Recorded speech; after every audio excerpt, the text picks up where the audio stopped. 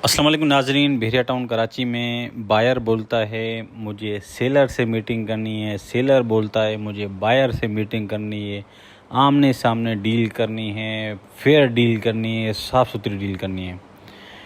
तो व्यूवर्स, ये इनका हक़ है, बायर का हक़ है कि सेलर से मिले, सेलर का हक़ है कि बायर से मिले। लेकिन अफसोस के साथ कहना पड़ता है, अफसोस क्या, ये मार्केट प्रैक्टिस इसको बोलेंगे कि भेरिया टाउन कराची एक जो है सिर्फ मैं समझता हूँ 90% हमेशा इसमें इन्वेस्टर ही होते हैं, इन्वेस्टमेंट लगी हुई है। 10% जो है वो एंड यूज़र हैं जो यहाँ पे रिहाइश अख्तियार करके रहना चाहते हैं या रह रहे हैं। तो 90% जब इन्वेस्टर होता है तो इन्वेस्टर दुनिया भर से इन्वेस्टमेंट कर रहा होता है भेरिया टाउन कराची में।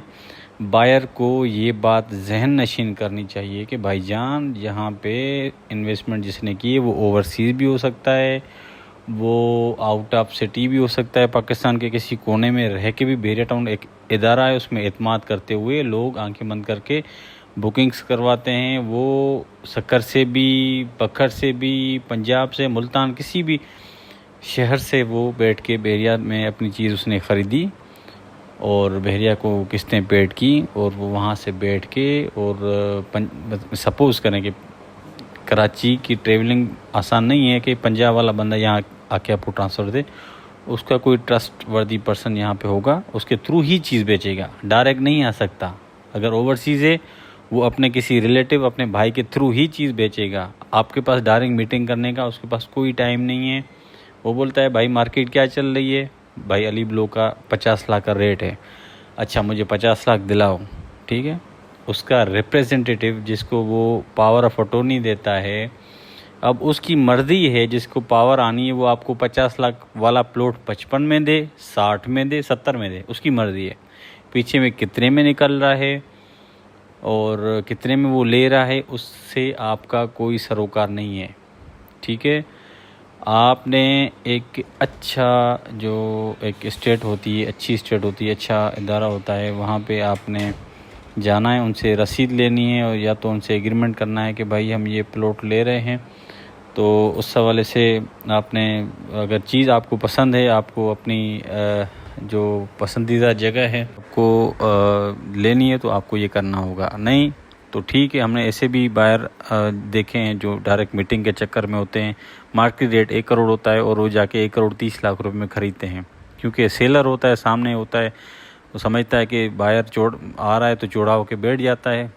1 करोड़ वाली चीज़ 1 करोड़ 30 में आपको पहना देता है, आपको पता ही नहीं चलता। जब आपको पता है, आप मार्केट प्रैक्टिस में हैं, चीज़ें देख रहे हैं, आपको पता है कि इस चीज़ 8% का 1 करोड़ का रेट है, तो लाजमी आपको 98-97 में मिल रही, तो आपको इससे कोई मकसद नहीं होना चाहिए। आपके पास पेमेंट रेडी है, 15 दिन का भेरिया में टाइम होता है, उनसे 1 लाख रुपए एडवांस दें। अगर आपको एडवांस का डर है कि वो खा के भाग जाएगा, उनको 50,000 लाख रुपए दे के उनसे रसीद ले लें, 3 दिन बाद उससे ट्रांसफ़र ले लें। तो इसमें तो कोई हर्ज नहीं है कि आप उनसे ये बात करें कि भाई हमें कल ट्रांसफ़र दे दे, पूरे पैसे कल ले लें। तो ये चीज़ आपने समझनी होगी बायर सेलर को कि भाई यहाँ पे इस तरह का कोई सीन नहीं है। Buyer meeting seller, buyer seller की इक्का दुक्का कोई ऐसा होगा जो इस तरह करता होगा या हो जाता है। तो ज़्यादातर सेलर जो है ना वो आउट ऑफ बहरिया रहते हैं। यहाँ पे कोई जो रिहाइश अख्तियार करता है, उनकी 1-2 चीज़ें होती वो इत्तेफाक से आपको मीटिंग पे मिल जाती हैं, लेकिन आपको लेना पड़ेगा। ट्रस्ट की बात होती है, अगर ट्रस्ट करेंगे तो आप चीज़ ले पाएंगे, नहीं करेंगे तो आप पार्टी मीटिंग पे महंगी चीज़ उठाएंगे। आपने चीज़ लेनी है, अच्छे रेटों पे आपको मिल रही है, आप उनसे बोलें कि भाई हमें अर्जेंट पेमेंट पे ट्रांसफ़र दें, अपनी चीज़ उस पैसों में लें।